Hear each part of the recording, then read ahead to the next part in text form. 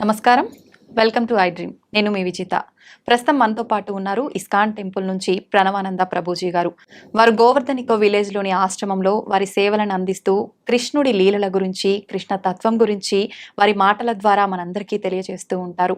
అయితే ప్రస్తుత రోజుల్లో మానవ సంబంధాల కంటే, బంధుత్వాల కంటే మనీకే ఎక్కువగా వాల్యూ ఇస్తున్నారు. ఇదంతా మనకు తెలిసిందే. అసలు ఏంటి ఇదంతా, ఎందుకు జరుగుతుంది, సమాజంలో మార్పు రావాలంటే మనందరం ఏ మార్గంలో నడిస్తే బాగుంటుంది, ఇలాంటి విషయాలన్నింటినీ ప్రభుజీతో మాట్లాడి తెలుసుకుందాం. నమస్కారం ప్రభుజీ. నమస్కారం. హరే కృష్ణ. హరే కృష్ణ ప్రభుజీ. ప్రభుజీ, ప్రస్తుత రోజుల్లో చూసుకుంటే ప్రతి ఒక్కరు కూడా బంధుత్వాలు, వరసలు ఇలాంటి వాటికి అసలు వాల్యూనే లేకుండా అందరినీ పక్కన పెట్టేసి ఎంతసేపు మనీ వైపు పరిగెడుతూ ఉన్నారు. ఇలాంటివన్నీ ఎందుకు జరుగుతున్నాయి ప్రభుజీ? మనకి ఒక విషయం చెప్తారు, we have to love people and use things. కానీ మనం ఏం చేస్తున్నామంటే we are loving things and using people. అంతే. మనం ఒక వస్తువుని వాడుకోవాలి, వ్యక్తిని ప్రేమించాలి. కానీ మనం వస్తువుని ప్రేమిస్తున్నాం, వ్యక్తిని వాడుకుంటున్నాం. అవును. అలా ఆ దిశగా సమాజం నడుస్తూ ఉంటుందన్నమాట. మనకి ఎందుకు ఈ విధమైన ఒక భావన ఈ సమాజంలో ఇప్పుడు కలుగుతుంది అని అంటే, ఓవరాల్గా మనం దేనిపైన ముఖ్యత్వాన్ని ఇస్తున్నాం. చిన్నప్పటి నుంచి మీరు చూసారనుకోండి, పిల్లలకి ఏం చెప్తున్నాం మనం, బాగా చదువుకున్నానా, బాగా చదువుకుంటే మంచి డబ్బులు వస్తాయి. అంతేనా? చిన్నప్పటి నుంచి మనం వాళ్ళకి ఇన్పుట్టే డబ్బులుంటేనే సుఖము అని మనం ఇస్తున్నప్పుడు ఎంతమంది పిల్లలు చెప్తారు, నాన్న నువ్వు బాగా చదువుకోవాలి, ఎందుకంటే బాగా చదువుకుంటే నీకు జ్ఞానం వస్తుంది, ఆ జ్ఞానంతో నీకు వినయం రావాలి. జ్ఞానము కేవలం నాలెడ్జ్ వరకే ఉండకూడదు, దాన్ని విజ్ఞానంగా మారాలి. విద్యా వినయేన శోభతే అని అంటారు. అయ్యా, నువ్వు జీవితంలో అంత సక్సెస్ఫుల్ అవ్వకపోయినా సరే నీకు మనోధైర్యం ఉండాలి, నువ్వేం చేస్తున్నా కరెక్ట్గా చేయాలి, ధర్మాన్ని పాటించాలి. అలా చెప్తున్నారా పిల్లలు? లేదు, చాలా తక్కువ మంది. కాబట్టి మొత్తం జీవితం అంతా కూడా మనీ సెంట్రిక్. డబ్బులు ఉంటేనే నువ్వు సుఖంగా ఉంటావు అని మనము అన్ని విధాలుగా అన్ని మాధ్యమాలలో ఇదే ఫీడింగ్ అయ్యేసరికి జనాలకు అనిపిస్తుంది నాకు వస్తువే ముఖ్యము, వ్యక్తి ముఖ్యం కాదు. కానీ వ్యక్తులు కూడా అలా తయారైపోతున్నారు కదా. ఇప్పుడు చూడండి, మీరు వస్తువులో సపోజ్ ఒక ఫోన్ అనుకోండి, మీరు ఇన్స్టాగ్రామ్ చూసారనుకోండి, అందరూ బ్రహ్మాండంగా నవ్వుతూ ఫోటోలు తీస్తూ సెల్ఫీలు తీస్తూ కనిపిస్తారు. కానీ నిజ జీవితంలో వాళ్ళంతా ఆనందంగా ఉన్నారా? లేదు, నటన. కాబట్టి ఫేస్, సోషల్ మీడియాలో ఉండే ఫేస్ వేరు, నిజ జీవితం వేరు. ఈ వ్యత్యాసాన్ని తెలియలేకపోతుంది కదా పిల్లలకి. ఇప్పుడు చిన్నప్పటి నుంచి మనం ఫోన్ అలవాటు చేసేస్తున్నాం, అక్కర్లేని సీరియళ్ళు, అక్కర్లేని సినిమాలు చూపించేస్తున్నాం, రాంగ్ ఎక్స్పోజర్స్. ప్లస్ వ్యక్తులలో కూడా ఒక మానవత్వం అనేది లోపిస్తూ ఉంటుంది. ఎందుకో తెలుసా అండి, మానవీయత కేంద్రంగా ఉండేది ఒక మందిరం, ఒక హాస్పిటల్ అని అనుకోండి, మన శరీరాన్ని బాగా చేస్తుంది. ఆలయాన్ని ఏమంటారో తెలుసా అండి, మందిరము అని అంటారు. అంటే మనస్సు బాగా చేసేది మందిరం. మనకి ఇంతకు ముందు ఎలా ఉండేది అని అంటే, ప్రతి ఒక్క ఫ్యామిలీకి ఒక గురువు ఉండేవారు. గురువు శాస్త్రాన్ని అధ్యయనం చేసి అక్కడ ఉండే మంచి విషయాలన్నీ చెప్తూ ఉండేవారు. ఫెస్టివల్స్ ఇంత బ్రహ్మాండంగా అందరు కలిసి చేసుకునేవారు. ఏదో ఒక సాంప్రదాయం. మనకి ఎన్ని పండగలండి, ఒక పండగ అయిపోగానే ఇంకో పండుగ వస్తుంది. మన పండగలలో ఏముంటుంది చెప్పండి, అందరు కుటుంబ సభ్యులు కలిసి ఆలయానికి వెళ్ళి భగవంతుడు ఆరాధన చేసి గో సేవ చేసుకొని, పిండి వంటలు పదార్థాలు అన్ని చేసుకొని మనం తీసుకొని 10 మందికి పంచి పెడుతూ, it is very colourful and vibrant. అవన్నీ వదిలేసాము. ఇప్పుడు మనం ఏదో Valentine's day, friendship day, mother's day, Halloween day, new year's day ఇవన్నీ చేసుకోవడం ప్రారంభం చేసుకుంటాం. అవును ప్రభుజీ. ఈ ఫెస్టివల్స్ మనవెంత vibrant and so happiness filled, ఇవన్నీ డార్క్ గ్లూమీ, రాత్రుల పూట సెలబ్రేట్ చేసుకోవటాలు, దయ్యాల్లాగా రెడీ అయిపోవటాలు. మొత్తం కల్చర్ షిఫ్ట్ వల్ల మనకి భారతదేశంలో మీకు ఒక విషయం తెలిసిన అండి, సనాతన ధర్మంలో డైవర్స్కి వర్డే లేదు సంస్కృతంలో. ప్రతి ఒక్క దానికి ఒక విశేషమైన వర్డ్ ఉన్న సంస్కృతంలో డైవర్స్కి వర్డే లేదు. మన సాంప్రదాయంలో ఇట్ నెవర్ ఎగ్జిస్టెడ్. అంటే అసలు విడాకులు అనేదే లేదు. ఎందుకంటే ఎవరు ఆలోచించే వాళ్ళు కాదు. Everybody has adjusting, togetherness, Prema, love ఇవన్నీ ఉండేవన్నమాట అందరి దగ్గర. కానీ ఇప్పుడు పాశ్చాత్య సంస్కృతి ఎంత మన పైన ఇది చూపిస్తుంది అని అంటే దాని ప్రభావం మనం ఈరోజు ఇదంతా చూస్తున్నాం అనమాట. ఓకే. కానీ మనం కానీ మన మన నేను నాది అనే భావనను పక్కన పెట్టి సమాజం, కుటుంబం, వ్యక్తులు అనే భావన మధ్యలోకి వచ్చిందనుకోండి, కేంద్రంగా భగవంతుడు ఉండగలిగితే ఈ సొసైటీలో, అప్పుడు చూడండి మీరు బ్రహ్మాండంగా ఉంటుంది. ఎంతో మంది ఫారెన్ ట్రావెలర్స్ భారతదేశానికి వచ్చి వాళ్ళు చెప్పిన విషయాలు మీరు అసలు చదివితే అసలు భారతదేశం ఎలా ఉండేది, ఇప్పుడు ఎలా ఉన్నది. దీన్ని చాలా మనం చెప్పచ్చు, అరే ఇన్నిసార్లు ఫారెన్ రూల్ చేశారు కాబట్టి మనం ఇలా తయారయ్యామని. కానీ ఇప్పుడేం లేదు కదండి, ఇప్పుడు మనకి మనమే రాజులం కదా. కానీ ఇప్పుడు మనం మార్చుకోవచ్చు కదా.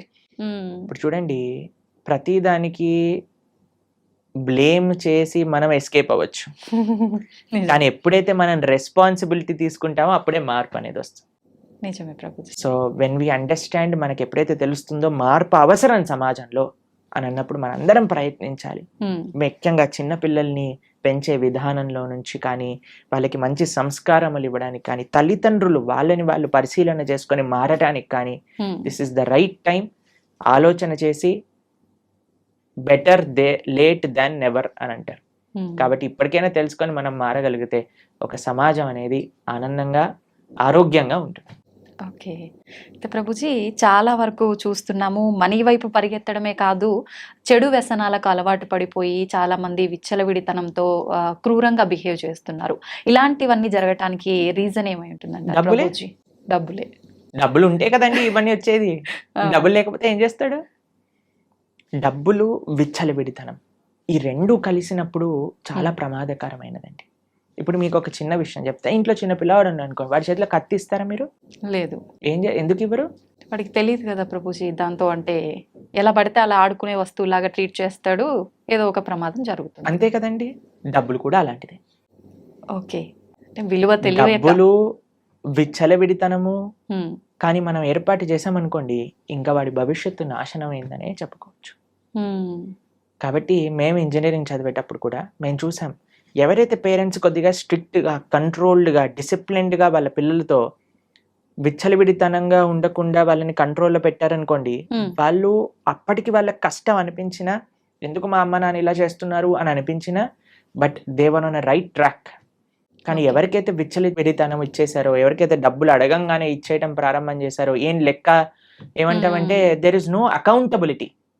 అలా చేసామనుకోండి, పిల్లలు అన్ని రకాల వ్యసనములు, ఇప్పుడు ఐపీఎల్ మ్యాచెస్ లో బెట్టింగ్లని, తర్వాత డ్రగ్స్ అని, ఇంటాక్సికేషన్స్ అని, పబ్లని, కార్ రేసింగ్లని, అసలు ఎంత మంది ప్రాణాలు పోగొట్టుకుంటున్నారు చెప్పండి అసలు. నిజమే ప్రభుజీ. ఇవన్నీ ఎక్కడి నుంచి వస్తున్నాయి మనకి? కాబట్టి సమాజం మారాలి. కేవలం ఒక్కళ్ళని మనం తప్పు పట్టద్దు. పేరెంట్స్ మీరే తప్పు అని మనం అనలేం, టీచర్స్ మీరే తప్పు అని చెప్పలేం. ప్రతి ఒక్కళ్ళు ఒక్కొక్క ప్రయత్నం వాళ్ళ వైపు నుంచి చేయాలి.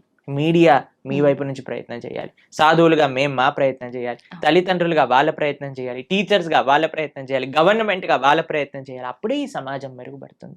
కాబట్టి ఒక్కళ్ళు ప్రయత్నం చేయటం కంటే అందరం కలిసి చేయగలిగితే మంచిది. ఓకే.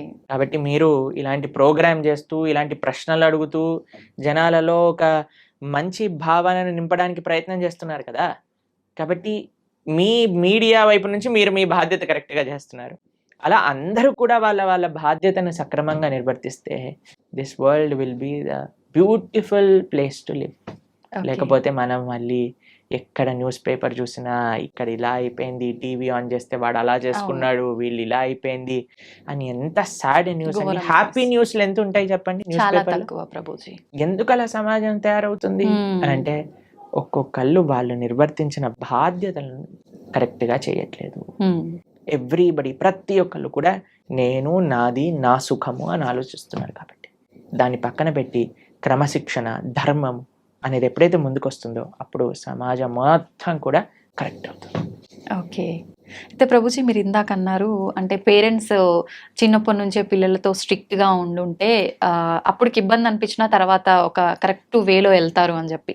ఇప్పుడు జనరేషన్ పిల్లల్ని చూసుకుంటే పేరెంట్ అట్లా స్ట్రిక్ట్గా ఉంటే నా పేరెంట్స్ ఎప్పుడు ఇట్లానే చేస్తారు అని చెప్పి డిప్రెషన్లోకి వెళ్ళిపోయే వాళ్ళని కూడా చాలా మందిని చూస్తున్నాం కదా ప్రభుజీ. స్ట్రిక్ట్ గా ఉండమని నేను చెప్పట్లేదండి, బ్యాలెన్స్డ్ గా ఉండండి అని చెప్తున్నాను. ఓకే. స్ట్రిక్ట్నెస్ కి బ్యాలెన్స్డ్ గా ఉండడానికి చాలా వ్యత్యాసం ఉన్నది. ఇప్పుడు మనకి అదే చెప్తున్నాను, చిన్నప్పటి నుంచి మీరు వాడికి విచ్చలవిడితనాన్ని ఇచ్చేసి గారాబం చేసేసి సడన్ గా ఒక రోజు నేను ఇప్పటి నుంచి స్ట్రిక్ట్ గా ఉంటాను అని అంటే కుదరదండి. ఆ ట్రైనింగ్ పిల్లలకి, పేరెంటింగ్ అనేది చాలా ముఖ్యం. పేరెంటింగ్ అసలు ఒక పిల్లల్ని ఎలా పెంచాలి అని తల్లిదండ్రులు నేర్చుకోవాలి. లైక్ ఇప్పుడు మీకు ఒక విషయం చెప్తాను, ప్రీ మ్యారేజ్ కౌన్సిలింగ్స్ అని జరుగుతున్నాయి తెలుసా మీకు? అసలు పెళ్లి చేసుకునేది ఏంటి, దాని బాధ్యత ఏంటి, తర్వాత ఏమి ఇబ్బందులు వస్తాయి, దాన్ని ఎలా ఎదుర్కోవాలి అని పెళ్లికి ముందే నేర్పిస్తున్నారు. దీనికి రెడీయా అంటేనే పెళ్లి చేయాలి. నిజంగా నేను చెప్తున్నాను, ప్రీ మ్యారేజ్ కౌన్సిలింగ్ అనేది చాలా ముఖ్యం ఇప్పుడు. అలా ప్రీ మ్యారేజ్ కౌన్సిలింగ్ చేసి ఎలా అయితే పెళ్లి చేస్తున్నారో, దాని తర్వాత పిల్లల్ని పెంచే ముందు, పిల్లల్ని కనే ముందు పేరెంటింగ్ కూడా మనం నేర్చుకోవాలి. దాని తర్వాతనే ఒకళ్ళ బాధ్యత తీసుకోవాలి. శాస్త్రం కూడా అదే చెప్తుందండి, ఒకళ్ళని నువ్వు మంచి మార్గంలో పెట్టి వాళ్ళ జీవితాన్ని తరింపజేస్తాను అనే అంతవరకు నువ్వు తల్లిదండ్రులు అవ్వకూడదు అని చెప్తుంది. జననీన సస్యాత్ పితాన సస్యాత్ అని శాస్త్రం చెప్పింది. సో మనకేం తెలియకుండా పిల్లలు కనేసి వాళ్ళని ఏదో పనిచేస్తున్నాం కదా అని పెంచేసి వాళ్ళని ఒక చెడు మార్గంలో తీసుకెళ్తే అది మన తప్పు అవుతుందండి. కాబట్టి మనం మంచిగా శాస్త్రం ఏం చెప్తుంది, ధర్మం ఏం చెప్తుంది, అసలు ప్రతి దానికి everybody has their roles and responsibilities, అది మనం అర్థం చేసుకోవాలి. దాంట్లో పేరెంట్స్ కూడా వాళ్ళ కర్తవ్యాలు ఏంటి, పిల్లల్ని ఏ మార్గంలో పెంచాలి. నిన్న మేము వెళ్తూ ఉన్నప్పుడు మా ఒక చిన్న డాన్స్ స్టూడియో కనిపించింది అనమాట. అయితే అందులో చిన్న చిన్న పిల్లలు ఉన్నారు అండ్ వాళ్ళకి తెలుగు మూవీ సాంగ్స్ పైన డాన్స్ స్టెప్పులు నేర్పిస్తున్నారు అనమాట, చిన్న పిల్లలు.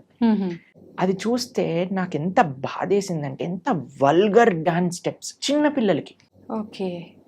సో నాకు అనిపించింది, అరే ఎంత బాధాకరమైన పరిస్థితి. మేము ఆస్ట్రేలియాలో ఉన్నప్పుడు వి జస్ట్ విజిటెడ్, అక్కడ ఉన్న పిల్లలేమో మా భారతీయ సనాతన సంస్కృతి నేర్చుకుంటూ, చిన్న చిన్న పిల్లలు అందరూ హార్మోనియం వాయిస్తూ, భరతనాట్యం నేర్చుకుంటూ, కూచిపూడి నేర్చుకుంటూ, శ్లోకాలు నేర్చుకుంటూ, వాళ్ళేమో అలా ఉన్నారు, మన వాళ్ళేమో ఇలా పిచ్చి పిచ్చి గంతులు వేస్తున్నారు. అవును గురూజీ, చాలా వరకు మనం మూవీస్లో, మనం బయట కూడా చూస్తుంటాం. మీరు చెప్పినట్టుగా విదేశాలలో వాళ్ళు మన సంస్కృతి సాంప్రదాయాలను, కట్టుబడులను ఎక్కువగా అంటే ఇంట్రెస్ట్ చూపిస్తుంటారు. మీరు చెప్పిన ఎందుకంటారు గురూజీ, మన వాళ్ళేమో అన్నీ తెలిసి పక్కన పెట్టేస్తుంటారు? ఎందుకంటే మన వాళ్ళకి ఫ్యాషన్ ఎక్కువ కదా. మన వాళ్ళకి మేము ఇలా ఉంటేనే వీఆర్ ట్రెండింగ్ అని అనుకుంటారు. వాళ్ళకి అన్ని చూసారు, అవన్నీ ఆనందం ఇవ్వదని వాళ్ళకి తెలుసుకుంది కాబట్టి మన సనాతన ధర్మాన్ని ఆశ్రయిస్తున్నారు, మన కల్చర్ని ఆశ్రయిస్తున్నారు. వాళ్ళకి ఎలా కల్చర్ లేని వాళ్ళు ఎలా ఉంటారో వాళ్ళకి తెలుసు కాబట్టి. కానీ మనకి మాత్రం సగం సగం నాలెడ్జ్ ఉండేసరికి మనం మన సంస్కృతిని ఇదేదో ఓల్డ్ ఫ్యాషన్, ఎంత వల్గర్ గా ఉండగలిగితే, ఎంత ఇండీసెంట్ గా ఉండగలిగితే అది మనకి ఫ్యాషన్ అయిపోయింది. కానీ అది కాదండి, మీరు ఎవరినైనా చూడండి, డీసెన్సీ అండ్ డిసిప్లిన్ అది నిజమైన ఆర్నమెంట్ మన జీవితంలో.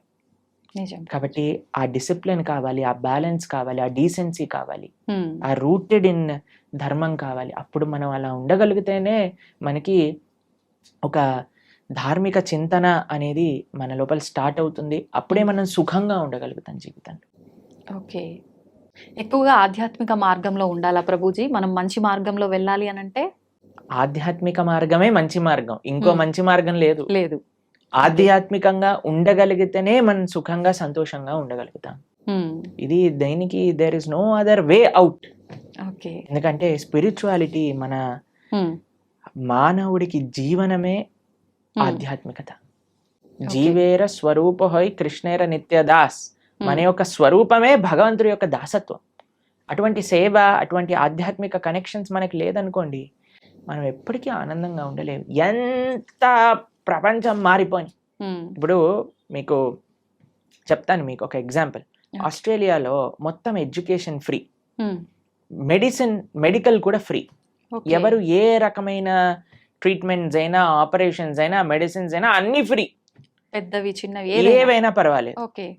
అక్కడ ఎంత పద్ధతి అని అంటే, మీరు చూడండి, ఒక కార్ అక్కడ ఉందనుకోండి, ఆ కార్ నుంచి ఈ కార్కి ఇంత డిస్టెన్స్ ఉంటుంది, ఒక్కడ హార్న్ కొట్టడు, వాతావరణం అంతా ప్రశాంతంగా ఉంటుంది, మొత్తం గ్రీనరీ కనిపిస్తుంది, ఎటువంటి ప్రాబ్లమ్స్ లేదు, అన్ని చాలా తక్కువ, క్రైమ్ రేట్ కూడా చాలా తక్కువ, అన్ని బ్రహ్మాండంగానే ఉన్నాయి. వాళ్ళు సంతోషంగా ఉండొచ్చు కదా. మీకు తెలుసా, అక్కడ ఉండే వాళ్ళ మెంటల్ హెల్త్ ప్రాబ్లమ్స్ 70% మందికి mental health problems, depression, anxiety ఇవన్నీ ఉన్నాయి. ఎందుకని ఇప్పుడు మన ప్రభుజీ? భారతదేశంలో చూడండి, ఇప్పుడు నేను వస్తూ ఉంటే కొన్ని 1,00,000 హారన్లు వినుంటాయి. అవును.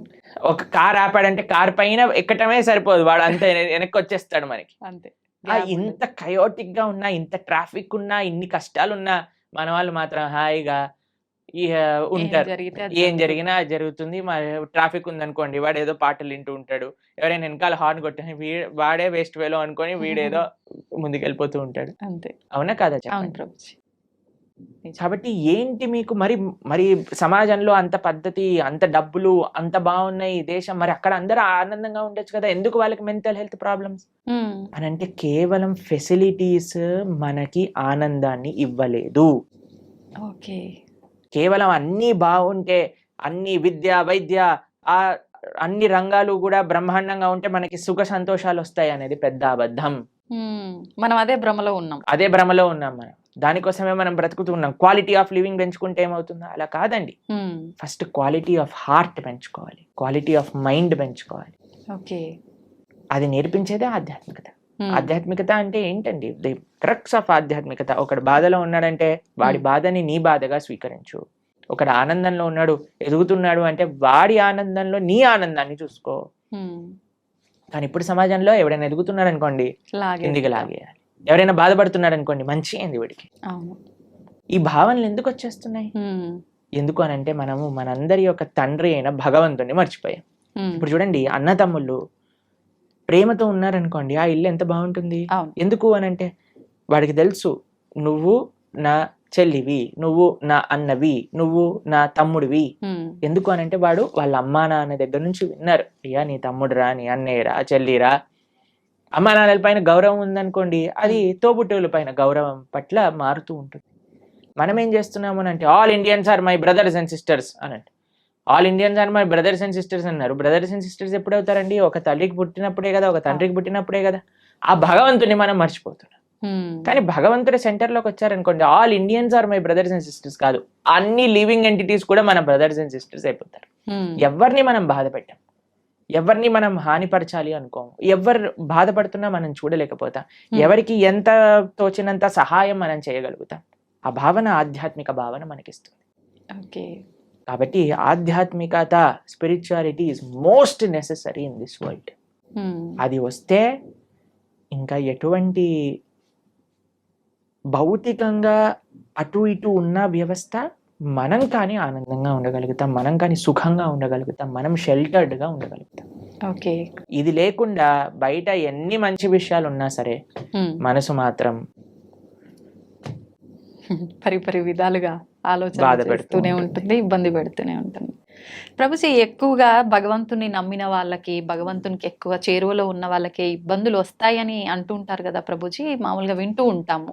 అదంతా ఎంతవరకు నిజం అంటారు? అసలు నిజంగా భగవంతుడి దగ్గర ఉన్న వాడికి కష్టాలు రావు అనేది ఎంత అబద్ధమో, భగవంతుడి దగ్గర ఉన్న వాళ్ళకి ఎక్కువ కష్టాలు వస్తాయి అనేది కూడా అంతే అబద్ధం. ఈ ప్రపంచంలో అందరికీ కష్టాలు సుఖాలు వచ్చి తీరుతాయి. ఇప్పుడు చూడండి, నేను చెప్పాను అనుకోండి, ఈ సంవత్సరం ఎండాకాలం లేదు, మీరు నమ్ముతారా? ఎలా సాధ్యపడుతుంది ప్రభుజీ? పడదు కదా. నేను చెప్పాను అనుకోండి, ఈ సంవత్సరం ఓన్లీ ఎండాకాలం ఉంటుంది, వర్షాకాలం ఉండదు, చలికాలం ఉండదు అని అంటే మీరేమంటారు? ఓ బాగుంది, చాలా బ్రహ్మాండంగా ఉంటుంది. వినటానికి బాగుంది, కానీ ఎలా జరుగుతుంది? అంతే కదా. అలా ఉండదు కదండి. వర్షాకాలం వచ్చినప్పుడు చలికాలం వస్తుంది, చలికాలం అయిపోయాక ఎండాకాలం వస్తుంది, ఎండాకాలం అయిపోయాక మళ్ళీ చలికాలం వస్తుంది, వర్షాకాలం వస్తుంది. ఇది ప్రపంచంలో అందరికీ తెలిసిన విధం. అలానే మన జీవితంలో కష్టాలు వస్తాయి, దాని తర్వాత సుఖాలు వస్తాయి, దాని తర్వాత కష్టాలు వస్తాయి, దాని తర్వాత సుఖాలు వస్తాయి. కష్టం సుఖం, కష్టం సుఖం ఈ మానవ జన్మలో ఒక పార్ట్ మాత్రమే. దీన్ని అండర్స్టాండ్ చేసుకొని యాక్సెప్ట్ చేసుకోవాలి ఫస్ట్ విషయం. దీనికి భగవంతుడికి ఎటువంటి సంబంధం లేదు. నీ జీవితంలో అంటే మనందరి జీవితంలో కష్టము సుఖము, ఎలా అయితే ఎండాకాలం వస్తుందో, ఎలా అయితే వర్షాకాలం వస్తుందో, ఎలా అయితే చలికాలం వస్తుందో, అలానే కష్టము సుఖము మిక్స్డ్ కాలం మూడు మన జీవితంలో ఉంటాయి, ప్రతి ఒక్కళ్ళ జీవితంలో. మరి భగవంతుడు ఏం చేస్తాడు? భగవంతుడు ఏమైనా కష్టాలు తీసేసే వాడిని, నేను కష్టాలు తీయడానికే భగవంతుని మనం అపాయింట్ చేసుకున్నాము అని మీరు అనుకుంటున్నారా? చాలా మంది ఏమనుకుంటారో తెలుసా అండి, వాడు నా పనివాడు, నాకు ఏదైనా కష్టం వస్తే వాడు దాన్ని క్లీన్ చేయాలి. ఇలా భగవంతుని భావిస్తారు. ఇది కరెక్ట్ భావన అంటారా? చాలా తప్పు ప్రభుజీ. తప్పేనా? మరి మనం ఎందుకు అలా అనుకుంటున్నాం భగవంతుడికి? మనం భగవంతుడి సేవ చేయాలా, భగవంతుడు మన సేవ చేయాలా? మనమే భగవంతునికి సేవ. మరి మనం ఆలయానికి వెళ్ళి చేస్తున్నాం, నాకు ఈ కష్టం వచ్చింది నువ్వు ఇది చేసేసాయి అంతే అని భగవంతుని మన సేవలో పెట్టుకుంటున్నాం. మనం ఎంత తెలివైన వాళ్ళని చూడండి. మనం అవును. భగవంతుడు కష్టాలు ఇవ్వడు, భగవంతుడు కష్టాలు తీసేయడు. భగవంతుడు కష్టాలలో దాన్ని ఎదుర్కొనే ధైర్యాన్ని ఇస్తాడు. ఓకే. కష్టం రూపంలో మనకేదన్నా మనం చెడు మార్గంలోకి వెళితే భగవంతుడు ఒక కష్టాన్ని సృష్టించి మనల్ని కాపాడుతాడు, ఎక్కువ ప్రమాదం జరగకుండా. అంతేకాని మనల్ని ఎప్పుడూ భగవంతుడు కష్టాలు పెట్టడు, కష్టాలని ఆపడు. మీకు ఒక ఎగ్జాంపుల్ చెప్తాను. నిన్నే మేము టీవీలో చూసాము. ఒక అమెరికాలో అట ఒక ఫ్లైట్లో 2 సీట్లు ఖాళీగా ఉన్న సీట్లు ఒకసారిగా దే బ్లూ ఆఫ్, పేలిపోయాయట ఫ్లైట్లో. అయితే ఆ 2 సీట్లలో ఉన్న వాళ్ళకి అసలు ఎందుకు రాలేదు వాళ్ళు అని చేస్తే వాళ్ళిద్దరి జీవితాలలో ఏదో లాస్ట్ మూమెంట్ ఏదో అయిపోయి వాళ్ళు వెళ్ళలేకపోయారట.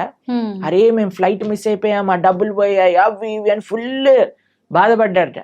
ఎప్పటి వరకు అంటే ఆ 2 సీట్లు పేలిపోయాయి అని తెలిసినంత వరకు.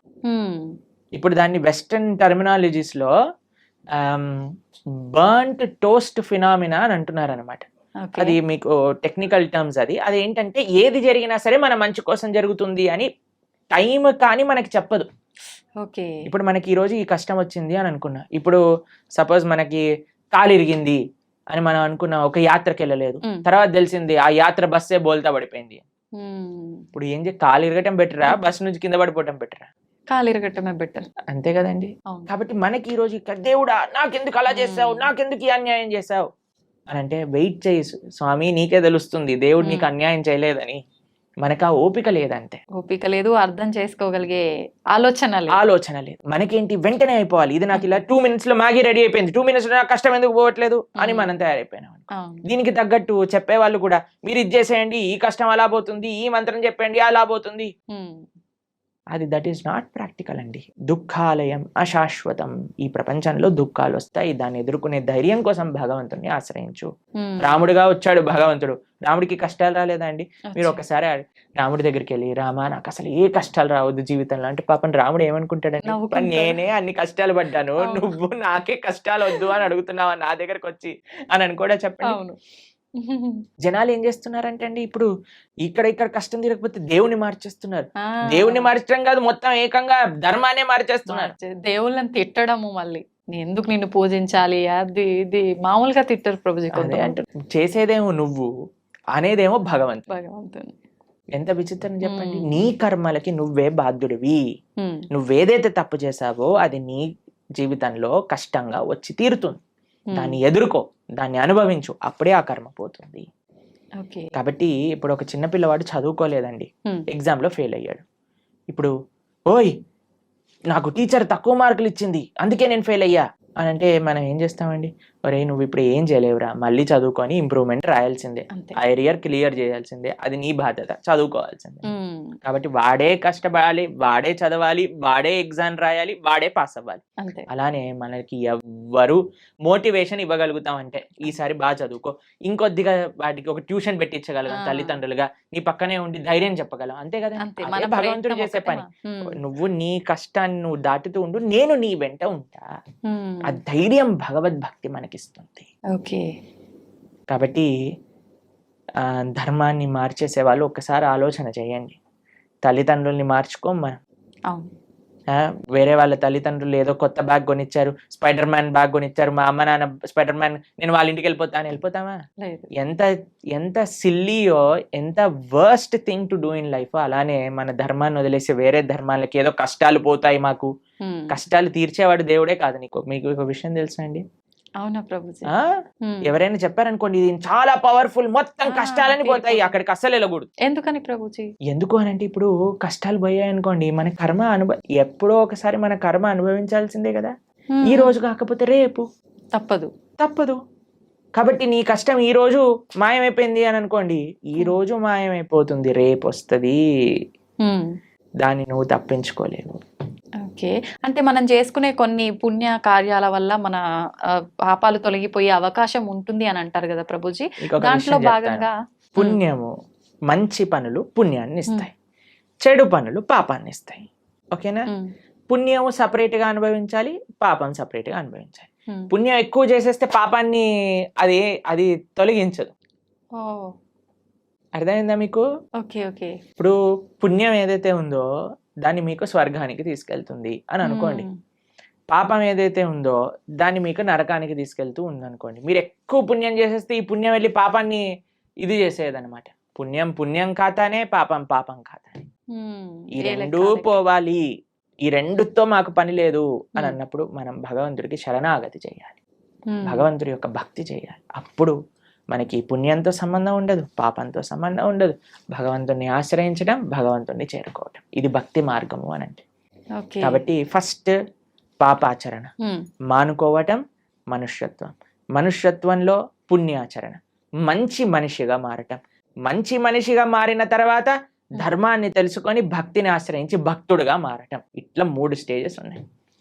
కాబట్టి ఫస్ట్ స్టెప్ ఇస్ పాపాన్ని పక్కన పెట్టండి, పాపాచరణ తప్పు. దాని తర్వాత నెక్స్ట్ స్టేజ్ మంచి మనిషిగా మారటం, మంచి మనిషిగా మారాక ధర్మం గురించి, దేవుడి గురించి తెలుసుకోవటం, భగవంతుని ఆశ్రయించటం. ఓకే. అప్పుడు మనకి పాపంతో సంబంధం ఉండదు, పుణ్యంతో సంబంధం ఉండదు, భగవంతుడితో మాత్రమే సంబంధం ఉంటుంది. అలా సాధ్యపడుతుందా ప్రభుజీ అట్లా ఉండడం? తప్పకుండా. ఇప్పుడు చూడండి, రోడ్డు పైన మురికి నీళ్ళు ఉన్నాయనుకోండి, ఒక మనం బకెట్ల మురికి నీళ్ళు రోడ్డు పైన పడేసాం అనుకోండి, మీరు మధ్యాహ్నం కల్లా వచ్చారనుకోండి, అక్కడ ఒక్క చుక్క నీరు కూడా ఉండదు. ఎందుకు చెప్పండి? సూర్యుడు మొత్తం లాగేస్తాడు, అన్నిటినీ ఎవాపరేట్ చేసేస్తాడు, అంతేనా? పెద్ద పెద్ద నదులే ఎవాపరేట్ అయిపోతాయి. సూర్యుడికి ఆ శక్తి లేదా? అలానే భగవంతుడికి కూడా ఆ శక్తి ఉంది. భగవంతుడిని ఆశ్రయించినప్పుడు, భగవంతుడికి శరణాగతి, భగవంతుడు చెప్పిన మార్గాన్ని, అలా దేవుడి దగ్గరికి వెళ్ళి 10 రూపాయల టికెట్ ఇచ్చి, అయ్యా నీకు అర్చన చేయించేసా, నా పాపాన్ని తీసేసాయి, ఇలా బిజినెస్ ట్రాన్సాక్షన్ కాదండి. మనస వాచ కర్మన భగవద్ మార్గంలో మనం నడిచినప్పుడు, భగవంతుడికి శరణాగతి చేసినప్పుడు, ఆయన మన దగ్గర ఉండే ఎటువంటి కర్మ బ్యాగేజ్ నైనా సరే ఆయన మొత్తం డిసపియర్ చేసేయగలరు. అది భగవంతుడికి ఉండే శక్తి. ఎప్పుడు మనం నిజమైన భక్తి మార్గంలో నడిచినప్పుడు, అది ముఖ్యం. ఓకే. హడావిడి హంగామాలు ఆర్భాటాలు చేస్తుంటారు మామూలుగా, భగవంతుడి విషయంలో వచ్చేసరికి అవన్నీ కాకుండా మనస్ఫూర్తిగా మనం దైవ మార్గంలో ఉండాలి. హంగామా, హడావిడి, ఆర్భాటం ఎందుకు చేయకూడదు? చేయొచ్చా గురుగారు? ఎందుకు చేయకూడదు అని అడుగుతున్నాను. ఒక మ్యారేజ్ డే మనం సెలబ్రేట్ చేసినప్పుడు, 25th మ్యారేజ్ యానివర్సరీ పెద్దగా గందరగోళం చేసేసినప్పుడు, పిల్లవాడి ఫస్ట్ బర్త్డే ఇంత పెద్దగా చేసినప్పుడు, ఒక పెళ్లికి కొన్ని లక్షల కోట్లు ఖర్చు పెట్టేసినప్పుడు, భగవంతుడికి పూజ మాత్రం ఎటువంటి ఏమీ చేయకూడదు, స్వామికి దాలియాలు కట్టకూడదు. మన వాళ్ళు ఇప్పుడు మొన్న మాకు ఒక వీడియో పంపించారు, ఒక ఫేమస్ యాక్ట్రెస్ బాలీవుడ్ లో అంటుంది, నేను టాయిలెట్ కైనా డబ్బులు ఇస్తాను కానీ గుడి కట్టడానికి డబ్బులు ఇవ్వను అని. ఎందుకు అంత? ఎందుకు అని అంటే, నో మోర్ రిలీజియస్ ఇన్స్టిట్యూషన్స్ అని ఏదో దానికి జనాలందరూ కరెక్టే చెప్పింది, రిలీజియస్ వల్ల ఒక ఆలయం కట్టడం వల్ల ఏమి పని ఉంది దానికి అని అంటున్నారు. ఎందుకంటే అందరు ఇలాంటి మెంటల్ గా తయారవుతారు. అవును, ఆలయాలు లేవు కాబట్టి, రిలీజియస్ ఇన్స్టిట్యూట్స్ తక్కువ అయ్యాయి కాబట్టి ఇలాంటి వాళ్ళు పుడుతున్నారు. నిజమే. టాయిలెట్ మెంటాలిటీ కలిగిన వాళ్ళు. అదే ఆలయానికి ఇచ్చుంటే, భగవంతుడికి ఇచ్చుంటే మంచి మనస్తత్వం ఉన్న వాళ్ళు పుట్టేవారు. ఇలాంటి వాళ్ళని ప్రపంచంలో ఎవరు గుర్తుండరండి. ఒక 10-15 ఏళ్ల తర్వాత ఎవరిని దే విల్ నాట్ రిమెంబర్. కానీ మనం ఇప్పటికీ గుర్తు పెట్టుకునేది ఎవరిని అని అంటే, శివాజీ మహారాజ్ లాంటి రాజులని, ఎవరైతే ధర్మం కోసం కాపాడారు, దేశం కోసం ప్రయత్నం చేశారు, దేశం కోసం, దైవం కోసం, సమాజం కోసం. ఇటువంటి భావనలే రావట్లేదండి జనాలకి ఈ మధ్య. మొత్తం ఫ్యాషన్ అయిపోయింది. భగవంతుడి యొక్క ఆలయం రామ మందిరం కట్టడానికంటే ఎందుకు ఇన్ని వేల కోట్లు? అందరినీ పేద ప్రజలకు పంచేయచ్చు కదా. ఎన్ని రోజులు పంచుతావు అనేది ప్రశ్న. ఈ రోజు నువ్వు అన్నం పెట్టగలవా? రేపు పెట్టగలవా? ఎల్లుండి పెట్టగలవా? ఆకలి తీరుతుందా? కానీ భగవద్ ఆలయం ఏం చేస్తుంది అంటే మనసుని మారుస్తుంది, ఒక మంచి ప్రేరణనిస్తుంది. ఒక ఆలయం దీన్ని విషయాలకి కేంద్రం. చూడండి మీరు, ఒకటి ఆర్ట్, కల్చర్, ట్రెడిషన్, హెరిటేజ్, ఎన్నిటిని నిలుపుకుంటుంది రామ మందిరం. ఒక మందిరం మీరు చూసారంటే ఎన్ని వ్యవస్థలు, పూలు అమ్ముకునే వాళ్ళకి మందిరం, ఒక ఫార్మింగ్ చేసే వాళ్ళకి మందిరం, ఒక ఆర్ట్స్ నేర్చుకునే వాళ్ళకి మందిరం, భగవంతుని ఆశ్రయించిన వాళ్ళకి మందిరం, ఒక మనసులో ఒక ఉత్సాహం, ఒక నమ్మకం, ఒక విశ్వాసం, ఒక ధైర్యం కావాలంటే గుడికి వెళ్తామండి. మీరు మీ జీవితంలో ఎప్పుడైనా వెళ్ళారా అలా? అందరం వెళ్ళే ఉంటాం కదా. ధైర్యం కావాలి. భగవంతుడా మేము ఈ కష్టంలో ఉన్నాం, ఒక ధైర్యం నింపుకోవడానికి భగవంతుడి దగ్గరికి వెళ్ళి చెప్పుకుంటాం మనం.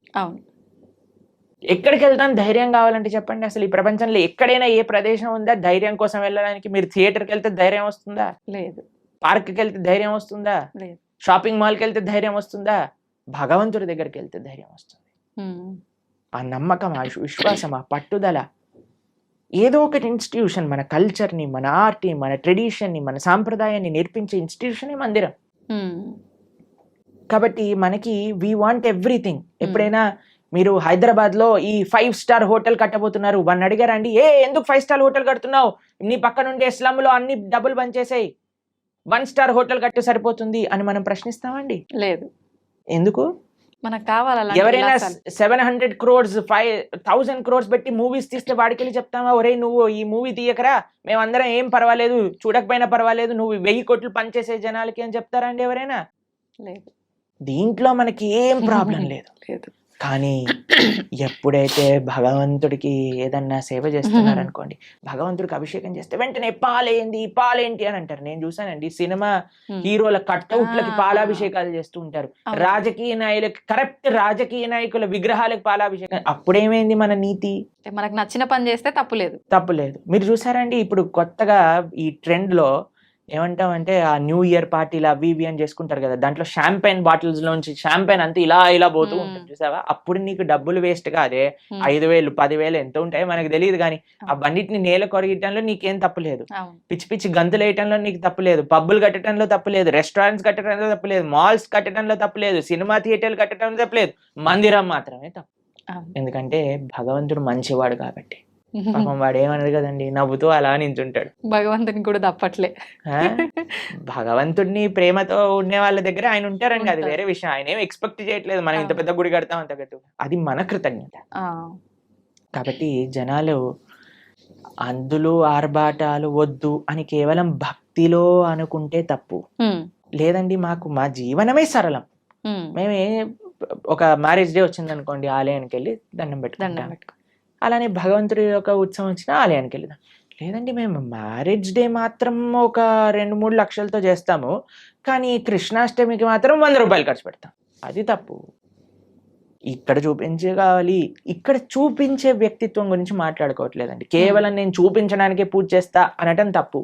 కానీ భగవంతుడికి ప్రేమతో నేను ఇంత గొప్పగా చేసుకోగలుగుతాను అని అనుకోవటంలో తప్పేమీ లేదు. చేసుకోవచ్చు, కానీ మన హృదయంలో ఆ భక్తి, ఆ ప్రేమ అనేది ఉండాలి. ఓకే, ఏమంటారు మీరు? నిజమే ప్రభుజీ, ఉండాల్సిందే. చాలా తక్కువ మందిలో ప్రభుజీ రాను ఇంకా అంటే ఎక్కువ ఆధ్యాత్మిక మార్గంలో భగవంతునికి దగ్గరగా ఉండాలంటే ఎక్కువ అంటే ఏమంటారు, సెంటిమెంట్లు, కండిషన్లు ఎక్కువ ఉండాల్సిందేనేమో అని చెప్పి లిమిట్ లో అని అందరు జనాల్ని ఒక మబ్బలో పెట్టేశారు జనాలు. కానీ మీరు మనందరం కలిసి ఇంకా ప్రజలలో ఆ చైతన్యాన్ని తీసుకొని రావాలి. అవును, భక్తి అంటే కేవలం sentiments, rules, regulations, conditions, impositions కాదు. భక్తి అంటే ఎంతో సరళమైన, సున్నితమైన, ఆనందకరమైన, ఉత్సాహకరమైన, మనశ్శాంతిని ఇచ్చే ఒక ప్రాసెస్ అని మనందరం కలిసి జనాలకి చెప్పినప్పుడు అప్పుడు మాత్రమే వాళ్ళు నిజమైన భక్తి అంటే ఏంటో అర్థం చేసుకోగలిగే స్థితిలోకి వస్తారు. నిజమే ప్రభుజీ. ఇంకా ఇంటర్వ్యూస్ చేయాలి ఇలా. తప్పకుండా చేద్దాం ప్రభుజీ, మార్పు మనతోటే మొదలు పెడదాం. ఓకే, అయితే ప్రభుజీ నేటి అల్ట్రా మోడర్న్ జనరేషన్ వాళ్ళకి కృష్ణతత్వాన్ని అనుసరించాల్సిన ఆవశ్యకత ఎంతవరకు ఉంది ప్రభుజీ? ఏ జనరేషన్ వాళ్ళకైనా కృష్ణుని, భగవంతుణ్ణి అనుసరించాల్సిన అవసరం ఉన్నది. ఎలా అయితే మనకి ఓషన్ లో ఉండే బోట్స్ కి మీరు లైట్ హౌస్ అని ఉంటుంది తెలుసు కదా, అక్కడ నుంచి లైట్ వస్తుంది. ఆ లైట్ ని చూస్తే వాళ్ళకి ఎక్కడికి వెళ్ళాలి అనే విషయం అర్థం అవుతుంది. లేకపోతే ఎక్కడ నేల ఉంది, ఎక్కడ మనం దాటచ్చు ఈ సముద్రాన్ని అనేది తెలియదు. ఇప్పుడు మనందరికి ఒక లైట్ హౌస్ లాంటి వాడు అన్నమాట. ఓకే. భగవంతుడు, భక్తి, గురువు, శాస్త్రము ఇవన్నీ ఒక లైట్ హౌస్ లాంటిది. మనందరం ఈ సంసారంలో బోట్ సముద్రంలో చూసారండి, ఎలా ఇలా పైకి ఇటు ఊపుతుంది, అటు ఊపుతుంది, సామాన్లన్నీ కింద పడిపోతూ ఉంటాయి. అవును. అలా మన పరిస్థితి కూడా అలానే ఉంది. మానసికంగా, వ్యక్తిగతంగా, ఎమోషనల్, ఫిజికల్, మెంటల్ అన్ని స్టేట్ లో వీఆర్ ఆల్ డిస్టర్బ్డ్. కానీ ఎప్పుడైతే ఆ లైట్ హౌస్ మనకు కనిపిస్తుందో, భగవత్ తత్వము అనేది ఏదైతే మనం తెలుసుకుంటామో, అప్పుడు మనకి హోప్ ఉంటుంది జీవితంలో. ఇక్కడ ఒడ్డు ఉన్నది, ఇక్కడికి వెళ్తే మేము సురక్షితంగా ఈ సముద్రం నుంచి బయట పడగలుగుతాము అని. కాబట్టి ఏ అల్ట్రా మోర్డన్ అయినా, ఎటువంటి వాళ్ళైనా సరే, అందరికీ శరణు భగవంతుడు. కాబట్టి ఎప్పుడైతే ఆ కేంద్రం మనకి ఉందో జీవితంలో, మంచి ధర్మం, సమాజ సేవ, దేశ సేవ, భగవత్ సేవ అనే కేంద్రం వైపు ఎప్పుడైతే మనందరం నడుస్తామో, అప్పుడు ప్రతి ఒక్కళ్ళలో ఆధ్యాత్మికత, ఆ ఆనంద భావన అనేది కలుగుతుంది. కానీ ఇప్పుడు ప్రస్తుత సమాజంలో మోర్డన్, అల్ట్రా మోర్డన్ అన్నారు కదా మీరు, ఎంత అల్ట్రా మోర్డన్ అయితే అంత అల్ట్రా ప్రాబ్లమ్స్ వస్తున్నాయి. ఇది నిజం ప్రభుజీ. ఎప్పుడైనా మీరు డిప్రెషన్ అనేది విన్నారా అండి? మేమైతే మా టైంలో డిప్రెషన్ ఏంటి, మెంటల్ హెల్త్ ఇష్యూస్ ఏంటి, ఈ సైకాలజిస్ట్, సైక్రాటిస్ట్ దగ్గర 3,000-4,000 రూపాయలు వారానికి ఖర్చు పెడుతున్నారు ఇప్పుడు చిన్న యూత్ లో ఉండే పిల్లలకి. చిన్న చిన్న పిల్లల డిప్రెషన్. ఇప్పుడు ఎవరికి తెలియదు అసలు ఈ మెంటల్ హెల్త్ ప్రాబ్లమ్స్ ఏంటి అనేది, ఎప్పుడు వినలేదు. ఒకళ్ళు చెప్పారు, ప్రభుజీ మేము వెళ్ళి మా అమ్మకి చెప్పాను నాకు డిప్రెషన్ ఉందంటే, నువ్వు పారాసెటమాల్ వేసుకో తగ్గిపోతుంది అని చెప్పిందట వాళ్ళ అమ్మ. ఎందుకంటే పాపం తెలియదు కదా ఎవరికి మెంటల్ హెల్త్ అంటే ఏంటి, డిప్రెషన్ అంటే ఏంటి అని. అలాంటిది భారతదేశం ఎంత మీరు అల్ట్రా మోడర్న్, సూపర్ మోడర్న్ అవుతుంటే అంత మనకి mental health problems, physical health problems. ఇప్పుడు చూడండి, ఎవరిని అడిగినా సరే నాకివ్వి నాకవ్వి అని చెప్తున్నారు. ఇంతకు ముందు అలా మీరు చూసారండి మీ వయసులో ఎప్పుడైనా? మీరు ఎప్పుడైనా మెంటల్ హెల్త్ విన్నారా మీ చిన్నప్పుడు? మేము డిప్రెషన్ లో ఉన్నామండి, స్ట్రెస్ లో ఉన్నామండి, యాంగ్జైటీలో ఉన్నామని ఎప్పుడైనా విన్నారా మీరు? అలాంటి పదాలు ఎందుకు? మీరు అల్ట్రా మోడర్న్ సొసైటీలో లేరు కాబట్టి. ఇప్పుడు ఎందుకు వినాల్సి వస్తుంది? అల్ట్రా మోడర్న్ సొసైటీ తయారైంది కాబట్టి. కాబట్టి ఎంత మనం మన సంస్కృతిలో మన ఫౌండేషన్, ఇప్పుడు చూడండి, ఫౌండేషన్ స్ట్రాంగ్ ఉంటే బిల్డింగ్ ఉంటుంది. ఫౌండేషన్ వీక్ ఉంది అనుకోండి, బిల్డింగ్ కదిలిపోతుంది. మనకి ఇప్పుడు ఫౌండేషన్ వీక్ ఉంది. పెద్ద పెద్ద స్కై స్కేపర్ బిల్డింగ్లు కట్టేస్తున్నాం, కానీ ఫౌండేషన్ లేదు కదా, ఎప్పుడు కూలిపోతుందో తెలియదు. ఫౌండేషన్ ఏంటి? అదే ఆధ్యాత్మికత. ఓకే. మీరు ఎంత పెద్ద బిల్డింగ్ కట్టుతున్నారు అన్న దాంతో మీరు అల్ట్రా మోడర్న్ అవ్వండి, సూపర్ అల్ట్రా మోడర్న్ అవ్వండి, super super super duper ultra modern అవ్వండి, నో ప్రాబ్లం. కానీ నీ ఫౌండేషన్ ని చూసుకో, బేస్ ఎలా ఉంది. బేస్ కానీ ఆధ్యాత్మికత కానీ ఉంటే మీరు ఎంత పెద్ద బిల్డింగ్ కట్టినా అది స్ట్రాంగ్ గా ఉంటుంది. కాబట్టి we're concerned about the foundation.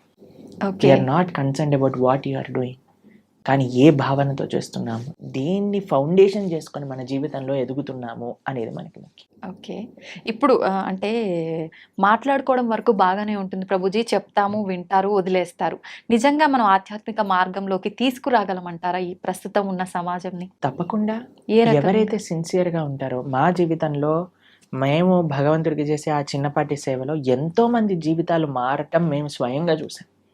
అంతేందుకంటే మా జీవితం కూడా మారింది కదా, మేము ఒకళ్ళని విన్నందు వల్ల, మా గురువుని మేము ఆశ్రయించి అనేది చెప్పే మంచి విషయాలను సీరియస్ గా తీసుకోవటం వల్ల కదా నా జీవితం మారింది. లేదా ఈ సమయంలో నాకు 28 years, ఇప్పుడు నేను ఏదన్నా చేస్తుండేవాడిని, కానీ మా జీవితం మారింది అని అంటే, ఇప్పుడు నేను మారినప్పుడు ఎందుకు మారలేరు 10 మంది? కాబట్టి మా జీవితంలో మేము ఎన్నో వేల మంది జీవితాలను మార్చి మంచి మార్గంలో వెళ్ళటం మేము స్వయంగా మా సొంత జీవితంలో చూసాం. ఓకే. అది శాస్త్రవాకు. ఎవరైతే భగవంతుడి గురించి మంచి హృదయంతో భగవంతుడు ఇచ్చిన మెసేజ్ ని యాక్సెప్ట్ చేస్తారో జీవితంలో, వాళ్ళు తప్పక మారతారు. That is not difficult thing at all. కేవలం మంచి విషయాలు మనం వినగలగాలి, మంచి వాళ్ళ సత్సంగంలో ఉండగలగాలి, మంచి ఆధ్యాత్మిక పుస్తకములు చదవగలగాలి, మన మంచి ఆహారాన్ని స్వీకరించటంతో పాటు మంచి అలవాట్లు అన్నీ మనకు ఉండగలిగితే తప్పకుండా మారుతాం. And we will change for good and we will be all happy. Prabhuji, ఆధ్యాత్మిక మార్గంలో నడిస్తే అంత మంచే జరుగుతుంది, ఆ మార్పు అనేది మొదలవ్వాలి అనుకున్నాం. అసలు నిజంగా ఆధ్యాత్మికం వైపు వెళ్ళాలి అన్న ఆలోచన కలిగే వాళ్ళు కొంతమంది ఉంటారు ఇలాంటి మాటలు విన్న తర్వాత. అటువంటి వాళ్ళ ఆలోచన విధానము అనేది ఏ రకంగా ఉంటే బాగుంటుంది గురుజీ? ఫస్ట్, ఆధ్యాత్మిక మార్గంలో మొట్టమొదటి అడుగు శ్రవణం. ఓకే. శ్రవణం కీర్తనం విష్ణు స్మరణం పాద సేవనం అర్చనం వందనం దాస్యం సాఖ్యమాత్మ నివేదనం అని ప్రహ్లాదుడు భాగవతంలో చెప్తాడు. మొట్టమొదటి అడుగు శ్రవణం. ఇప్పుడు ఎవరికైనా ఆధ్యాత్మిక మార్గం అంటే ఏంటి తెలుసుకోవాలి అని అనుకుంటున్నారు అనుకోండి, అసలు ఆధ్యాత్మిక మార్గంలో నేను ఎలా ఉండాలి, ఒక బేసిక్ బుక్ అనేది మనకి సనాతన ధర్మానికి ఒక పుస్తకం, ఒక మాన్యువల్, ఒక మెషిన్ కొన్నాం అనుకోండి ఒక మాన్యువల్ కావాలి కదండి. అలా అసలు మనం ఏమి చెయ్యాలి మానవ జన్మ వచ్చాక అని చెప్పేదే భగవద్గీత. మీరు మన ఛానల్లో ప్రణవానంద దాస్ అనే ఛానల్లో ఇప్పుడు ఎవరికైనా మీకు ఈ ఇంటర్వ్యూ వినటం వల్ల అసలు మాకు ధర్మం అంటే ఏంటి, హిందూ ధర్మం అంటే ఏంటి, అసలు భగవంతుడు ఏం చెప్పాలనుకుంటున్నాడు, అసలు మానవుడు ఏం చెయ్యాలి అని మీకు ప్రశ్నలు ఉన్నాయనుకోండి, మనం 18 లెక్చర్స్ మాత్రమే, ఒక్కొక్క లెక్చర్ 1 hour మాత్రమే ఉంటుంది. ప్రణవానంద దాస్ ఛానల్లో మీరు వెళ్ళి ప్లేలిస్ట్ లో భగవద్గీత అని మీరు చూసారనుకోండి, కేవలం సింపుల్ 18 లెక్చర్స్. ఇప్పటి వరకు సుమారుగా 8 లక్షల మంది పైగా ప్రవచనాలు విని ఉన్నారు ఆల్రెడీ. కాబట్టి మీరు జస్ట్ దాన్ని 18 లెక్చర్స్ వినండి, 1 to 18 కంప్లీట్ చేసే లోపల మీకు మొత్తం క్లారిటీ వస్తుంది జీవితంలో మనం ఏం చేయాలి. It is very simple. దాని తర్వాత ఫస్ట్ స్టెప్ శ్రవణం అయిపోయాక మెల్లమెల్లగా ఒక్కొక్క అడుగు మిమ్మల్ని ముందుకు తీసుకెళ్తుంది ఆ శ్రవణం యొక్క శక్తి వల్ల. కాబట్టి మీరు ఇప్పుడు హాలిడేసే కాబట్టి మీకు అంత బిజీగా ఉండరు అని నేను భావిస్తున్నా. కాబట్టి అట్లీస్ట్ ఈ సమ్మర్ హాలిడేస్లో ఈ 18 లెక్చర్స్ భగవద్గీత, సంపూర్ణ భగవద్గీత ప్రణవానంద దాస్ అనే యూట్యూబ్ ఛానల్లో మీరు విని చూడండి. మేము చాలా సింప్లిఫైడ్ వేగా అందరికీ సనాతన ధర్మం గురించి ఎక్స్ప్లెయిన్ చేసే ప్రయత్నం చేశాం ఆ వీడియోస్లో. కాబట్టి మీరు చూసి మీ యొక్క భావనలు వ్యక్తపరచండి. తప్పకుండా I think that will be a guiding light for everybody. ఎందుకంటే భగవద్గీత శాస్త్రమే అటువంటిది. కాబట్టి ఇది ఫస్ట్ స్టెప్. ఎందుకంటే అన్ని స్టెప్స్ ఒకసారి చేయకూడదు కదండి. నెక్స్ట్ ఇంటర్వ్యూలో సెకండ్ స్టెప్ గురించి మాట్లాడుకుందాం. ఇప్పుడు ఫస్ట్ స్టెప్ భగవద్గీత 18 లెక్చర్స్ వినటం. ఓకే, శ్రవణం. ఓకే ప్రభుజీ, ఆహారం విషయానికి వస్తే చాలా మంది ఈ మధ్య కాలంలో నాన్ వెజ్ ఫుడ్ కి ఎక్కువ అలవాటు పడిపోతున్నారు, ఎక్కువగా మాంసాహారం తింటున్నారు. నిజంగా మాంసాహారం అనేది తినడం తప్పంటారా ప్రభుజీ? మనకి ఎప్పుడైనా దోమ కుట్టినప్పుడు మీకు ఏమనిపిస్తుందండి? నొప్పి, బాధ కలుగుతుంది. ఏమంటారు అప్పుడు? దోమ కుట్టింది పాట్ అని వేసేస్తారు కొంతమంది. అయితే అరే ఆ దోమ ఎక్కడుందో పట్టుకొని రారా, దాన్ని ఎలా అయినా చంపేయాలి. ఇప్పుడు బాటిల్ తీసుకొని ఏమంటారు, మీరు యుద్ధానికి వెళ్ళినట్టు దోమలు వెనకాల పడి దోమలు చంపేస్తే. ఇంత పెద్ద శరీరం నీది, ఇంత చిన్న దోమ, ఇంత చిన్న చీమ కుడితే అబ్బో చీమ కుట్టింది, నీళ్లు పోసేయండి, చీమలు అన్నిటి తీసేయండి, లక్ష్మణ్ రేఖ పెట్టేసేయండి.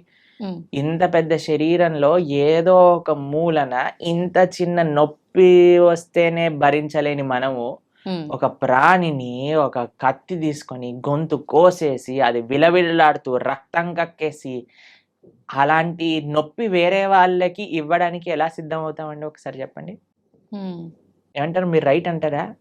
మనం ఇంత చిన్న నొప్పిని కూడా భరించలేమాయే, కానీ మనం ఏ ప్రాణిని ఎలాగైనా హింసించచ్చు అనే భావన వస్తే రేపొద్దున అది విస్తీర్ణం అవుతుందన్నమాట. We become hard hearted. ఇప్పుడు ఒక ప్రాణి కష్టాన్ని చూస్తూ మన మనసు చలించలేకపోయింది అనుకోండి, రేపొద్దున ఇంకొక మనిషి కష్టాన్ని చూసి కూడా మనం చలించలేకపోతాం. నిజం ప్రభుజీ. మన తోటి ఉండే వాళ్ళ కష్టాలు, అసలు కష్టాన్ని అర్థం చేసుకొని మనస్తత్వం వచ్చేస్తుంది. కష్టం ఎవరికైనా కష్టం కదండి. ఒక ప్రాణిలో కష్టం చూడని వాడివి మనిషిలో కష్టం ఎలా చూడగలుగుతున్నావు? మనిషిలో కష్టాన్ని చూసిన వాడివి ప్రాణిలో కష్టాన్ని ఎందుకు చూడలేకపోతున్నావు? మనిషికి ఒక జీవుడికి ఏంటి డిఫరెన్స్ చెప్పండి? వాళ్ళకి ఫ్యామిలీ లేదా? వాళ్ళకి పిల్లల పైన ప్రేమ లేదా? అది జీవించాలి అని అనుకోవట్లేదా? ఒక కోడినో ఒక మేకనో అనుకోండి, అదేమన్నా మీ దగ్గరకు వచ్చి నా గొంతు కోసేసే, నన్ను ఈరోజు బిర్యానీ వండుకొని తిను అని చెప్తుంది. అదేమన్నా విలవిల్లు ఆడిపోతుంది, భయం అయిపోతుంది. ఆ నెగిటివ్ ఎనర్జీ మొత్తం ఈ ప్రపంచంలో అన్ని చోట్ల ఆ క్రీపిన్ అయ్యే భూకంపాలు, టోర్నాడోస్, దానికి ఒక థియరీ ఉంది, సైంటిఫిక్ థియరీ తెలిసిన మీకు? ఎప్పుడైతే మనం ఇంత జీవహింస, ప్రాణి హింస అనేది జరుగుతుందో ఆ నెగిటివ్ వైబ్రేషన్స్ అన్ని కలెక్ట్ అయ్యి ఒక్కసారి ఇది మాస్ డిస్ట్రక్షన్ చేస్తుంది అనమాట. ఓకే. భూకంపాలు రావటం, సునామీలు రావటం, టోర్నాడోలు రావటం, ఫారెస్ట్ ఫైర్స్ రావటం, ఇవన్నీ ఎందుకు, ఈ వైపరీత్యాలన్నీ ఎందుకు వస్తున్నాయి అని అంటే ఆ నెగిటివ్ వైబ్రేషన్స్ వల్ల. ఓకే. కాబట్టి మనం జీవహింస తెలిసి ఎవరిని తెలియకుండానే మనం ఎంత ఇబ్బంది పెడుతున్నామండి. ఓ బిల్డింగ్ కట్టాలి అంటే పాపం కింద ఎన్ని పాములు పోయాయో, ఎన్ని చీమలు పోయాయో, ఎన్ని ప్రాణులు కోల్పోతాయో. ఒక రోడ్ వేయాలన్నా మనం రోడ్ పైన పోతూ వెహికల్స్ లో ఉంటే మనకి ఎన్ని తెలుసు చెప్పండి. తెలియక ఎన్ని చేస్తున్నాం మనం. వెజిటేషన్స్ గ్రో చేస్తుంటే ఎన్ని పోతాయో క్రాప్స్ లలో. తెలియకుండానే మనం ఇంత జీవహింస చేస్తున్నాం. ఇంకా తెలిసి చేస్తే ఎలా చెప్పండి. కాబట్టి ఒక్కటి గుర్తుపెట్టుకోండి, మన శాస్త్రం చెప్తుంది మాంసహ అంటారు, మాంసం అని అంటారు కదండి. అంటే నేను రేపు నీలాగా అవుతాను. మాంసహ, ఈరోజు నేను నిన్ను చంపుతున్నాను, రేపటి రోజున నువ్వు నన్ను చంపుతావు. అది ఎగ్జాక్ట్ డెఫినేషన్ ఆఫ్ మాంసం. ఈరోజు మనం ఏ జీవినైతే ఎంత బాధ పెడుతున్నామో అదే బాధ 100 రెట్లై మనం అనుభవించాల్సి వస్తుంది, లేదా మన ముందు మనకు కావాల్సిన వాళ్ళు అనుభవిస్తారు. కాబట్టి మనం అది ఒక ఎన్వైరన్మెంటల్ పర్స్పెక్టివ్గా చూసినా, ఇప్పుడు మ్యాక్సిమం 60% ఆఫ్ వెజిటేషన్ మొత్తం కూడా ఈ ఫార్మ్లో ఉండే యానిమల్స్కి తినిపించడంలో పోతుంది. అదే కానీ మనం ఇప్పుడు చూడండి, ఇప్పుడు ఇండియాలో మనం వెజిటేరియనిజం గురించి మాట్లాడితే ఎలా అంటున్నారు, వెజిటేరియన్స్ ఎట్లా అవుతారు, అది ఇది ఇది ఇది ఇది దీనికి విరుద్ధం, దానికి విరుద్ధం, ఇది మా ఫ్యామిలీకి విరుద్ధం, ఇది మాకు ఇది విరుద్ధం అని పెద్ద యుద్ధాలకు వచ్చేస్తున్నారు. ఫారినర్స్ అందరు వీగన్ కల్చర్ విన్నారా మీరు ఎప్పుడైనా? వీగనిజం అని పెరిగిపోతుంది అక్కడ. ప్లాంట్ బేస్డ్ డయట్, యానిమల్ ఉన్న దాన్ని వాళ్ళు టచ్ చేయరనమాట. దాన్ని వీగన్ అని అంటారు. మొత్తం మీరు చూస్తే, మేము ఆస్ట్రేలియా మెల్బోర్న్ లో ఒక వీగన్ స్ట్రీట్ అని ఉంది. మొత్తం స్ట్రీట్ అంతా వీగన్ రెస్టారెంట్స్ అక్కడ. అమెరికాలో అన్ని చోట్ల ఇప్పుడు వీగనిజం పెరిగిపోయింది. మీరు ఎక్కడికి వెళ్ళినా సరే వీగన్ అని చెప్తే మీకు ఒక్క డైరీ ప్రోడక్ట్ కూడా టచ్ చేయరు వాళ్ళు. అలాంటి స్ట్రిక్ట్ వెజిటేరియన్ డైట్ ని వీగనిజం అని అంటారు అనమాట. కాబట్టి పాశ్చాత్య దేశస్తులు, దానికి ఏం ఆధ్యాత్మికత అవసరం లేదండి నాన్ వెజిటేరియన్ ఆపేయడానికి. మనుష్యత్వం ఉండాలంతే. ఒక మనిషిగా నేను బాధపడుతున్నాను, ఇంకొక ప్రాణిని బాధ పెట్టకూడదు. ఇప్పుడు చూడండి, మనం తింటే 10 నిమిషాల్లో పోయే రుచికి ఒక ప్రాణినే చంపేస్తున్నాం అంటే ఎంత అన్యాయం చెప్పండి. అవును. కాబట్టి అది ఆధ్యాత్మికంగా మంచిది కాదు, సామాజికంగా మంచిది కాదు, ఒక మానవుడికి అయితే అసలే మంచిది కాదు. అన్ని ఈ ప్రపంచంలో అంతా బాగుండాలి అని అంటే ఎవరిని మనం ఇబ్బంది పెట్టకూడదు. ఆధ్యాత్మికత విషయం అయితే దూరం పెట్టేసేయండి. మాంసాహారం తినే వాళ్ళు ఎప్పటికీ ఆధ్యాత్మికంగా ఒక్క అడుగు కూడా ముందుకెయ్యలేరు. ఇది సత్యం. కానీ this is far beyond to understand. కానీ ఫస్ట్ మనిషిగా ఆలోచిద్దాం, ఒక ప్రాణిగా ఆలోచిద్దాం. కాబట్టి భగవంతుడు అందరినీ సృష్టించినప్పుడు ఆయన అందరి పిత కదా. మీరు ఒక 3 తమ్ముళ్ళు అన్నయ్యలు ఉన్నారనుకోండి, ఒకరిని ప్రేమించి ఒకరిని చెంపమైన లాగి పెట్టారనుకోండి, వాళ్ళ అమ్మ ఏమంటారు, ఒరేయ్ వాడేం చేశాడు రా నిన్ను అంటే, ఏం లేదమ్మా నాకు వీడిని ప్రేమిస్తున్నాను కదా వాడిని కొడతాను. ఒప్పుకుంటారా వాళ్ళ అమ్మ? అలానే భగవంతుడు ఎలా ఒప్పుకుంటాడండి? నువ్వు మనిషిని మాత్రమే ప్రేమించి మిగతా జీవులందరినీ కూడా హింసిస్తూ ఉంటే. నిన్నే మేము ఒక పోస్ట్ చూసాము ఇంటర్నెట్ లో. అందులో ఉండి ఒక shark kills 11 people in an year. ఒక షార్క్ ఒక 10-11 మంది మనుషుల్ని చంపేస్తుందట, తినేస్తుందట సంవత్సరంలో. ఒక ప్రదేశంలో జస్ట్ ఒక స్టాటిస్టిక్స్ చెప్తున్నారు అనమాట. కానీ ఒక మనిషి 11,000 షార్క్ ని గంటలో చంపేస్తాడట తినడానికి, దాని లెదర్ కోసం అని. ఎంత అన్యాయం చెప్పండి. కాబట్టి మనం ఈ అన్యాయాన్ని ఎంతగా ఆపగలిగితే, అందరం ఎంత సాత్వికంగా, ఎంత హింస ఫ్రీగా ఉండగలిగితే మన ప్రపంచం అంత బాగుంటుంది. మీకు ఇంకొక విషయం చెప్తాను. మేము ఒక బుక్ చదివాం, దాన్ని how to live to be 100 అని అంటారు. 100 సంవత్సరాలు బ్రతుకుండాలంటే సీక్రెట్. అందులో ప్రపంచంలో 100 సంవత్సరాలు పూర్తిగా బ్రతికిన ప్రదేశాల్లో హైయెస్ట్ మెంబర్స్ ఎక్కడైతే ఉన్నారో అక్కడ రీసెర్చ్ చేసి ఆ పుస్తకం రాశారనమాట. అందులో తేలింది ఏంటి అని అంటే, these are all animal products free. మాంసం అనేది వాళ్ళు స్వీకరించలేదు. ఇప్పుడు ఏ డాక్టర్ దగ్గరికైనా మీరు వెళ్ళి అడగండి, ఏదైనా మనకి ఇంత చిన్న జబ్బు రోగం జనం వచ్చింది అనుకోండి, ఫస్ట్ నాన్ వెజిటేరియన్ మానేయి అని చెప్తారట. కాబట్టి that is not natural for us. ఇప్పుడు చూడండి, కార్నివోరస్, హర్బివోరస్ అని మనం వినే ఉంటాం. కార్నివోరస్ అంటే మాంసాన్ని తినేవి, హర్బివోరస్ అంటే చెట్లు తినేవి. మనవి మన బాడీ మన నోటి నుంచి ప్రారంభం చేసుకొని మన డైజెస్టివ్ సిస్టమ్ మొత్తం కూడా హర్బివోరస్ యానిమల్స్ లానే ఉంటుంది. కార్నివరస్ యానిమల్స్ లా. తర్వాత కొంతమంది అంటారు మనకి ఈ 2 కూరలు ఉన్నాయి కదా ఇక్కడ, అంటే కూరలు ఉంటే నువ్వు పచ్చి మాంసాన్ని పట్టుకొని తినొచ్చు కదా, కానీ వండుకొని ఎందుకు తింటున్నావు నువ్వు? కార్నివరస్ యానిమల్స్ అయితే అవి పచ్చి మాంసాన్ని పట్టుకొని వేటాడి తింటాయి. మనం ఏమన్నా ఇప్పుడు ఒక మేకని తినేవాడు ఏమైనా మేక పైన పడి వాడిని చీల్చి తింటాడా? లేదు. కాబట్టి ది వెరీ థాట్ దట్ నువ్వు వండుకొని తింటున్నావు అని అంటే అది నీ శరీరానికి మార్చి కానీ నువ్వు తినలేవు అని. కానీ ఇప్పుడు చూడండి సాలడ్స్ లో మీరు ఏ కూరగాయలు వేసినా సరే కక్కర్ అని తినేస్తారు. క్యారెట్లు తినేయచ్చు, బీట్రూట్లు తినేయచ్చు, ఏదైనా తినేయచ్చు పచ్చిగా. అవును.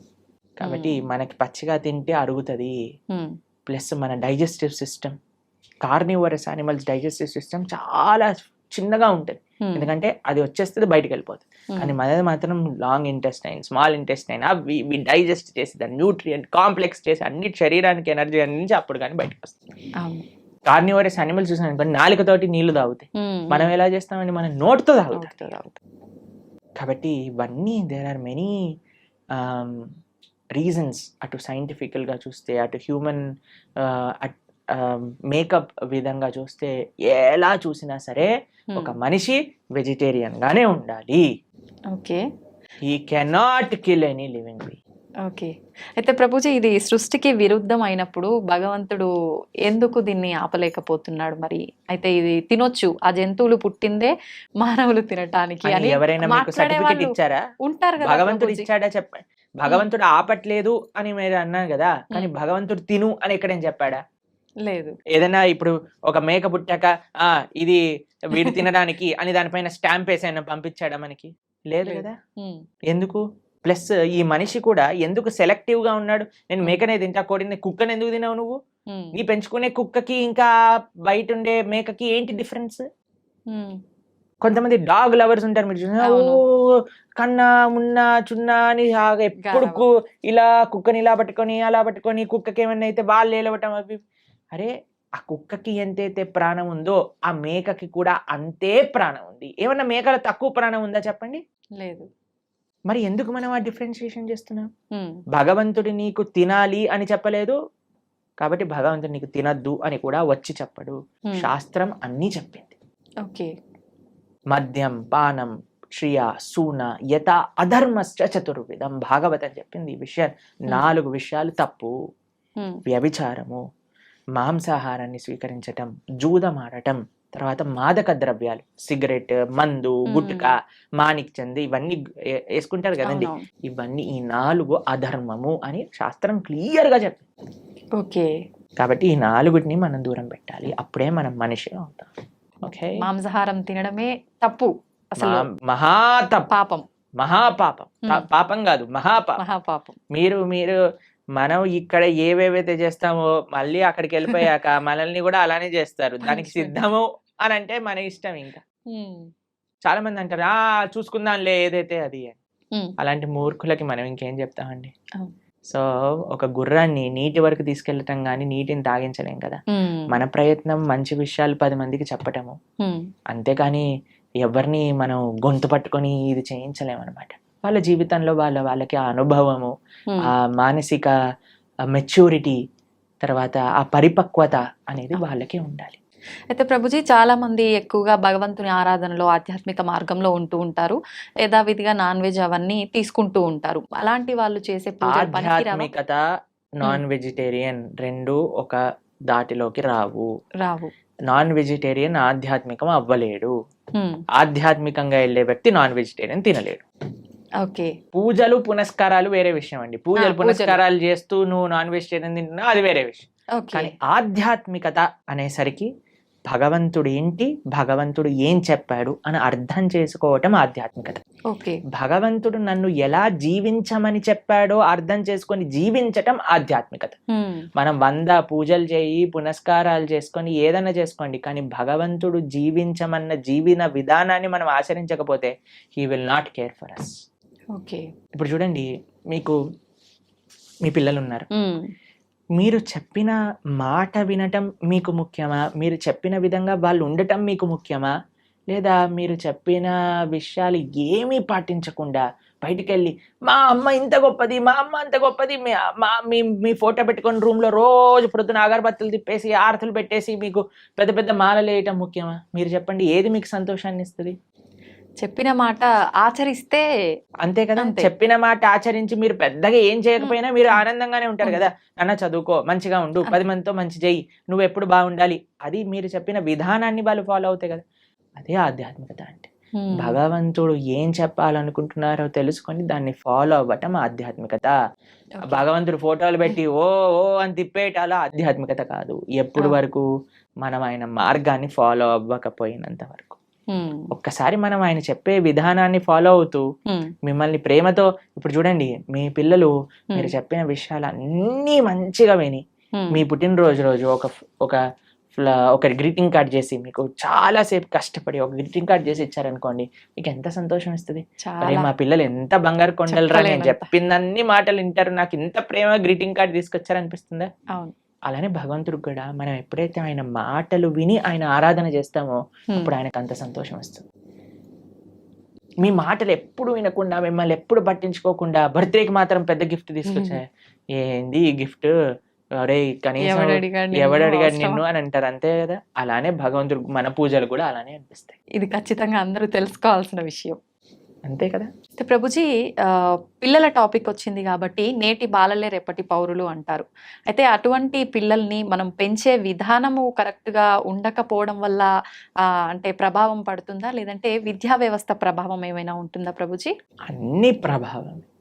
మనం పెంచే విధానం, విద్యా వ్యవస్థ, టీచర్లు, మీడియా, వాళ్ళు చూపించేవి, వాళ్ళు ఉండే ఫ్రెండ్స్, అన్నిటినీ ప్రభావం ఉంటుంది. కరెక్ట్, అన్నీ కూడా జాగ్రత్తగా ఉండాలి.